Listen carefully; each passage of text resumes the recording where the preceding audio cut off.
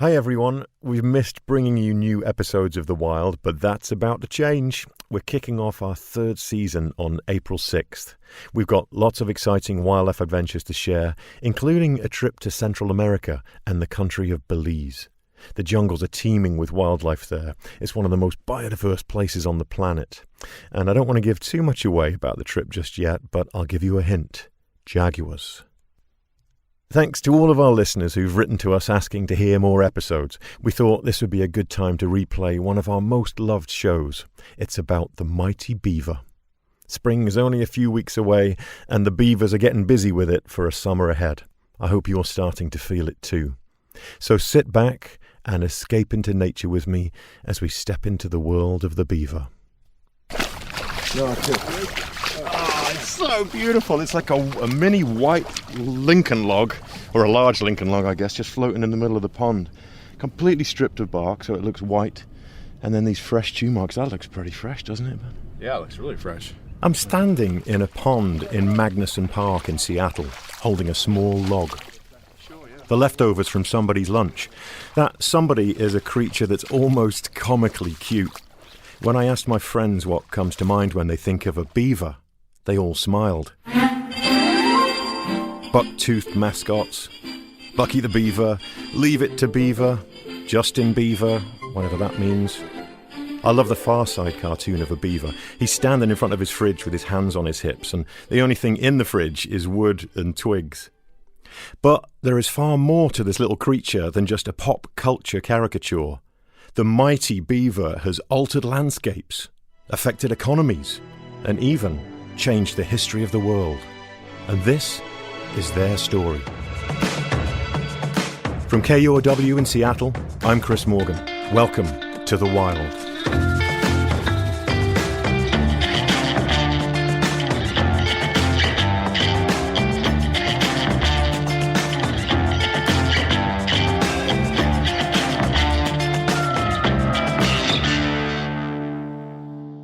The reason I've come to Magnuson Park is to see beavers in action.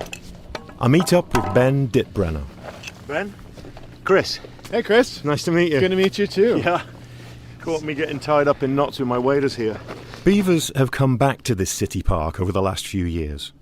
Now, I've been around beavers in some wild, out-of-the-way places, but these urban, street-smart beavers are a different matter. I want to know more about them in this unlikely place. So, we've got to be prepared to get wet. Can't help but already feel inadequate, you know? Like the beavers are out there in this freezing cold water without waders on. What's my problem? Ben is working on his PhD at the University of Washington and is also the executive director of Beavers Northwest. He tells me city planners created what were supposed to be a few ephemeral wetlands at Magnuson Park to help support some wildlife. The idea was that they would provide wet habitat in the spring and then dry up in the summer. But the beavers had a different plan. And then about 5 years ago, beavers moved in from Lake Washington. They had been all over Lake Washington, and as soon as permanent water was really established here, they found it pretty quickly. The beavers moved in and started building dams, which is what beavers do. You see, beavers can't stand the sound of running water. It drives them crazy, and they have to stop it. It's a nagging innate thing, because that sound of trickling water spells failure for their engineering efforts. It's something that they have to fix. People have done some really cool studies where they've even taken a radio with the sound of running water and put it in a field, and beaver will come out and build a little circular dam over the top of the radio. No. So they are really motivated by that sound of running water. It's amazing. I want to do that today. It's like beaver OCD. They can't help themselves. It reminds me of that beaver from Disney's Lady and the Tramp. Do you realize every second 70 centimeters of water is wasted over that spillway? Yeah, but gotta get this log moving, Sonny. Gotta get it moving. And I saw that obsession firsthand. Ben shows us a drain in the middle of a pond. The drain makes sure that the road that's nearby doesn't get flooded out. The park manager put a fence around that drain to keep the beavers off of it. Like that would actually stop them. There's a fence around a drain that drains water out of the pond that we're standing in right here. and the sound of that draining forced the beavers to come and fix it, and they couldn't get into the fence to fix it, so they've built all around this fence, and it's thick with this silty mud here, and reeds and grasses, and whoa! Almost went then. It is an amazing accomplishment. We wade through the water, picking our way through the vegetation and mud. I mean, you're looking across at this pond, and it very much feels like a naturally created pond. It doesn't feel like we're in a man-made park in Seattle, you know, and that's because the beavers have created this pond, and it's full of wildlife. It's full of there's ducks all over it. You know, you can imagine in the summer and the spring it must be packed with insects and songbirds, and all part of the ecosystem these guys are creating. We get to the main dam, the heart of the operation. We're standing on this what looks like a big muddy mound, but there's a slide that goes across it from the pond to my right that's higher than the pond to the left. And the beaver has got this slide, which is basically a little beaver highway going from one pond to another to help him maintain this. And it's worn away the mud, so you can see all these different layers of sticks underneath it that are exposed. Then it looks like a dam. You can see that there's a construction under this muddy mound. It's amazing. So Chris, if you look at the way that the beavers have positioned the logs on this dam, you can see they kind of would do it differently than how we would do it. So we probably, if we were going to come out for the day and be beavers and build a dam, we would probably take these sticks and put them on the channel perpendicular to the flow. But beavers don't do that. They're approaching a little bit differently. They're taking the sticks and they're pushing them into the mud so that they're facing upstream. And even as the sticks get old and brittle, the force of the water and the mud just further pushes those sticks down into the substrate, and it makes the dam even potentially stronger. Picture yourself standing by a creek or a small river flowing through a forest or a glade of trees. You see a pretty view, but the beaver sees an opportunity. He sees a pond. And the beaver needs that pond. It's where he builds his lodge, where the whole beaver family lives, in fact. So he builds the lodge in the pond, where it's safe from predators. And the pond also allows him to swim, that they're better in the water than they are on land. So they can swim away from predators and also towards food, the trees and shrubs that are now in and around the water, in the flooded area. It becomes a pantry right on his watery doorstep. When the beaver runs out of trees in his immediate pantry, then he starts to dig channels, literally like excavating them out of the ground, like fingers of water that extend from the pond so that he can swim to new forage further out from the main pond. He'll even float logs and sticks down those channels, and this is pretty cool. Some of them to eat, and some of them to reinforce the dam, and then some of them to pile on top of the lodge to shore it up. So these three components, the dam, the lodge, and the channels, are the beaver's world, and it's really interesting to look for all three of those features when you're out there near a beaver pond. It sort of brings it all together and makes total sense. The primary motivations of the beavers is to be safe and to have sufficient food. So they're building those dams and increasing the pond area to achieve both of those goals. The beavers pretty much took over this part of the park, and they've changed the hydrology of this entire site. The ephemeral ponds became permanent. And park planners have been really open-minded about the changes that they've been seeing, and instead of trying to trap the beavers out and actively fight them, they've been working with the beavers and adapting to what the beavers have been doing. So it's a really cool kind of story of how people and beavers are working kind of together to try to find some middle ground that works for nature and for the needs of the park and everyone else. It's like the beavers are on the planning committee, right? They're part of the process. That's awesome. I think that they put themselves in the planning committee, and people realize there's no way to get those beavers off the planning committee now. If you can't beat them, join them kind of thing? Yeah, exactly. It is a little bit that way, hey, sounds like. Yeah. But beavers are not always welcomed by everyone, because as much as they create habitat, they can disrupt it too, for humans. They can flood agricultural land by damming, which isn't good. Or, on the other extreme, they can deprive land of water by blocking the flow of that water.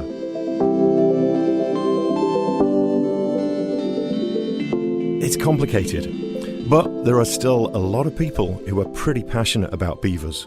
like Ben Goldfarb. There's so much to say about sniffing beaver butts. It's really kind of remarkable. Ben is an environmental reporter and author of the book Eager, The Surprising Secret Life of Beavers and Why They Matter. And before you jump to conclusions about Ben's enthusiasm over beaver butts, a little context here. It's impossible to look at a beaver and know what sex it is. They have internal genitalia. Makes sense, swimming between all those snags. So researchers determine the sex of a beaver not by sight, but by smell. What you can do is basically find the anal gland, one of these scent organs, and squirt out a bit of scent secretion and sniff it. And if it smells like motor oil, it's a male. And if it smells like old cheese, it's a female. So that's how you sex a beaver. Hopefully, you never have the opportunity, but if you do, now you know. It is good to know these things. I don't know how I would have coped without it. Thanks for that background. I love that. That's news you can use. So their anal gland is called the castor sac, and the liquidy substance it secretes is called castoreum. It's even featured in their scientific name, Castor canadensis. It's this very strong-smelling, kind of musky, but with hints of vanilla. It's a very unusual aroma. And for a long time, castoreum was actually used as a flavor additive in things like fruit sodas and vanilla ice cream. It's still used to this day in some perfumes. It's a pretty unique scent. I'm never eating vanilla ice cream again in my life. But Ben's real fascination with beavers comes from their incredible ecological contributions. We think about them as being kind of these fun little rodents and don't always give them credit for being these incredibly dramatic ecosystem engineers and architects. But these unlikely ecosystem engineers are benefiting way more than just themselves with all this busy behavior. Other species benefit too. Even though they're expanding their own habitat, they're also inadvertently creating habitat for all of these other creatures as well, right? We know that, on this planet, water is life, and there are so many animals from, ducks to frogs to fish to moose that are dependent on the kinds of wet habitats that beavers are creating. So they're building their own shelter, but in the process, they're creating shelter for this vast ecosystem as well. Goldfarb goes into this in his book. He argues that this kind of habitat engineering is what makes beavers a keystone species. To understand the importance of a keystone species, picture a stone arch. The keystone is the block at the top of the arch that holds the entire arch together. And if you take out that block, the whole arch comes crashing to the ground. And a keystone species plays a similar role in an ecosystem. And beavers are playing that same role as well. They're also a species without which ecosystems collapse, because again they're building all of this wet habitat for literally thousands of different species that are depending on them for ponds and wetlands and wet meadows. So that's what a keystone species is, a species that disproportionately holds up an ecosystem. And to me, there's no question that beavers are doing that. Beavers create a nourishing wetland system that help all kinds of species, from songbirds to mink to otters. They even help orcas. Their ponds are really good habitat for young salmon that eventually find their way down into the sea, and some of them into the mouths of orcas. Ben Goldfarb says you could consider beavers unlikely heroes. Aside from humans, they're really, in many ways, our continent's most influential animal. And, again, they're these kind of chunky balls of fat and fur, but they're doing a lot of work. And this had been happening for thousands of years, like a natural system that worked very well with the beaver at the heart of it. Native Americans knew this long ago. They called the beaver the sacred center of the earth because of their role in making habitat for other animals and plants. But then the Europeans arrived, and they wanted beavers in a bad way. I'll tell you why after the break.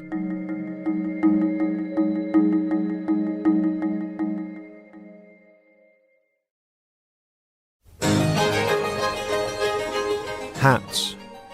Beaver hats were the hot fashion item in the 16th to 18th century in Europe.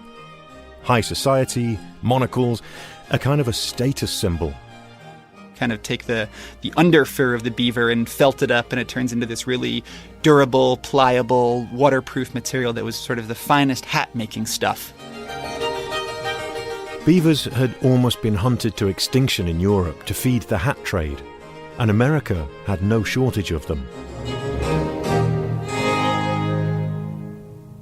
Beaver pelts became an economic driver for early settlers here. Pilgrims had to pay back debt to those who had funded their journey to America, and they did it by trapping beavers and selling their pelts. Pelts made the Massachusetts Bay Colony financially solvent. Then there was the beaver's role in politics. Yes, politics. The Revolutionary War, one of the things that the British did to anger the American colonists was deny them access to beaver trapping grounds west of the Appalachians. So beavers played a role in the American Revolution. The Louisiana Purchase, westward expansion. The market for beaver fur was a factor in all these decisions. These creatures were helping to shape history, all while being slowly annihilated. These animals are just so integral to our own story as a nation. Amazingly so, yes. And incredible to think that so much of it began with a hat fad in many ways, hey? That's, I mean, it's an insane thought that we could have such an impact on a species because of a fashion item. Yeah, no, it's true. But then you think, I mean, that's kind of the story of our relationship with wildlife in so many ways. We wiped out bison in part because, we wanted to use their furs as robes, and we eliminated, untold billions of songbirds because, we used their plumage in hats. It's amazing the extent to which fashion has basically driven our relationship with the environment for centuries. The greed and ignorance of humans. Before Europeans arrived in North America in the 1600s, best estimates put the beaver population at 400 million. That's a lot of hats. That's more than the number of people in the USA and Canada today. But by 1900 or so, after a massive continent-wide trapping effort, there were only 100,000 left. And in Europe, they were down to around 1,200 beavers in the wild. The loss of these animals has literally changed the geography of North America. My own view of what a stream should look like was in many ways inaccurate because I too had omitted beavers from this historic picture. You read old explorers and trappers accounts of crossing North America before all the beavers were eliminated, and places that today we associate with desert, like much of New Mexico and eastern Wyoming. There explorers encountered marshes and wetlands and ponds, and a lot of that was beaver influence. This is an animal that can make a desert into a wetland. It's incredible to think that North America's landscape used to actually look and feel different because of beavers. So much so that even today we don't understand what a river actually is supposed to look like. But over the last century, beaver numbers have started to spring back. People started to understand that beavers improved biodiversity and the health of habitats and probably shouldn't be blindly exterminated everywhere. And as often happens when an animal population comes back, there are growing pains with the surrounding human community. These types of conflicts played out in a very unique way in Idaho in 1948. This man is carrying beaver live traps. Beaver populations were increasing and causing problems with local irrigation systems and orchards. He is on his way to a beaver pond, where he will remove the busy engineers who have become too numerous. The state's Department of Fish and Wildlife wanted to eliminate these human-beaver conflicts. So they basically decided to live trap a bunch of beavers and relocate them to the wilderness, which was a really nice idea. Live beaver for new waters. The initial challenge was that they tried to move the beavers on horseback. But the beavers spooked the horses and made them hard to manage. You can't really blame the horses for not being a big fan of having beavers strapped to their back. So transporting the beavers on horseback wasn't going to work. So how are these biologists going to translocate these beavers into the backwoods of Idaho? Well, this was just after the end of World War II, and somebody gets an idea. There are all of these surplus parachutes on hand. They've got some airplanes, so why not try tossing beavers out of airplanes? You can't make this stuff up. That's just insane. If it's not horses, plan B, parachutes, anybody? Parachutes are attached to cargo lines, nearly ready for that flight back into the mountains. This one biologist, this guy named Elmo Heater, designed this special crate that you could strap to a parachute, and then the crate would fall open upon impact. And the boxes are stacked in rows along the waist of the plane.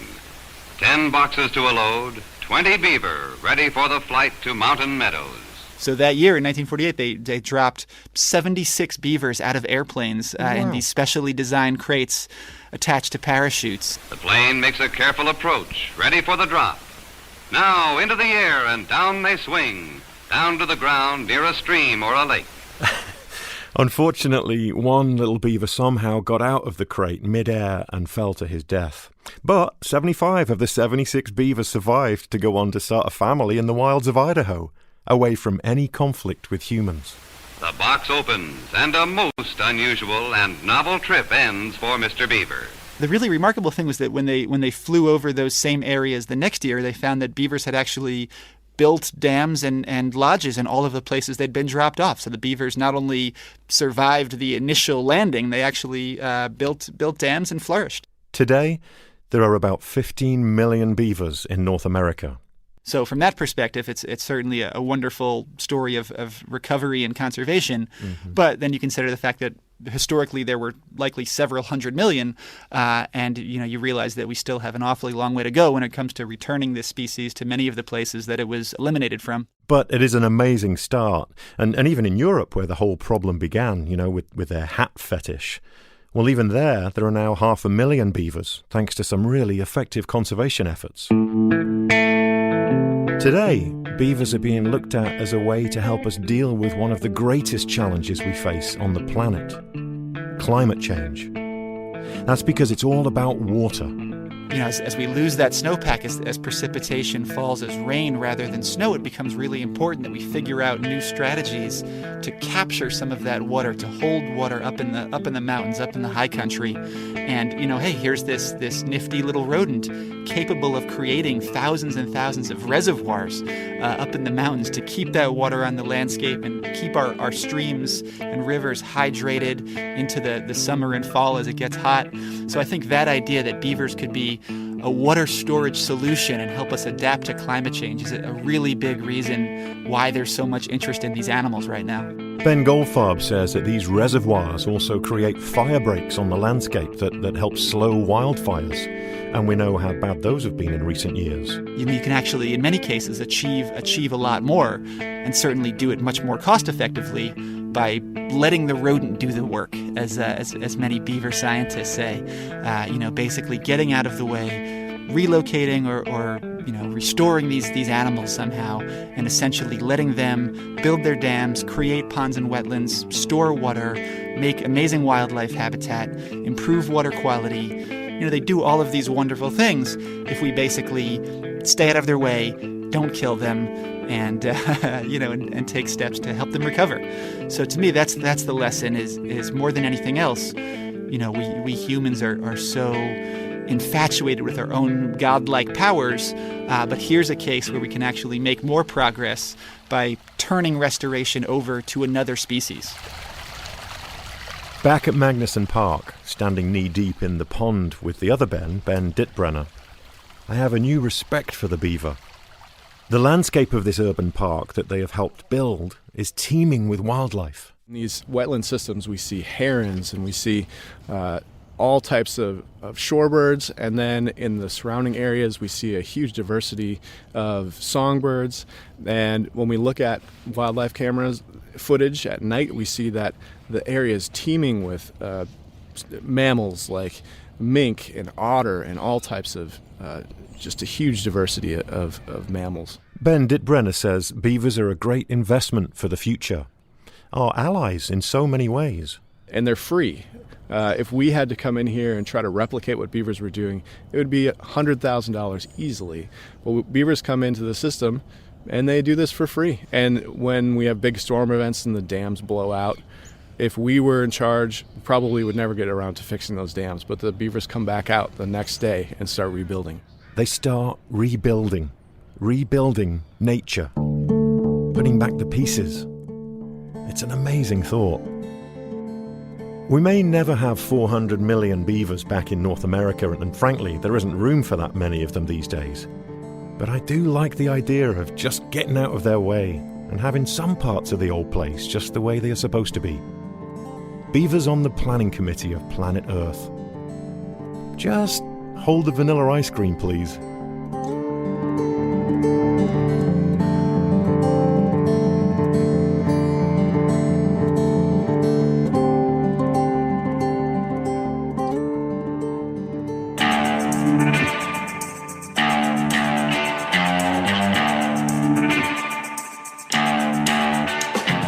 We have some amazing photos and video from all of our episodes on Instagram, so check us out at The Wild Pod. We have a whole crew helping to put these amazing images up. A big thanks to our social media team, Juan Pablo Chiquiza, Bree Ripley, and Mariah Powell. On the next episode of The Wild, we'll meet a man who spent years in a hole in the ground to observe and film Siberian tigers. He became an inspiration to me. It's an amazing story of dedication and resilience that brought the world some of the first footage of Siberian tigers in the wild.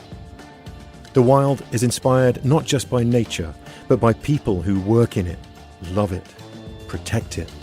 There's a ton of information on the website if you want to find out more. The Wild is a production of KUOW in Seattle in partnership with my work at Chris Morgan Wildlife. Our producer is Matt Martin. Jim Gates is our editor. Brendan Sweeney is our managing producer. Our fact checker is April Craig. We had engineering help from Dave Brown. Our theme music is by Michael Parker. We had additional music from Les Hayden and Lee Rosevear. I'm your host, Chris Morgan. Thanks for listening.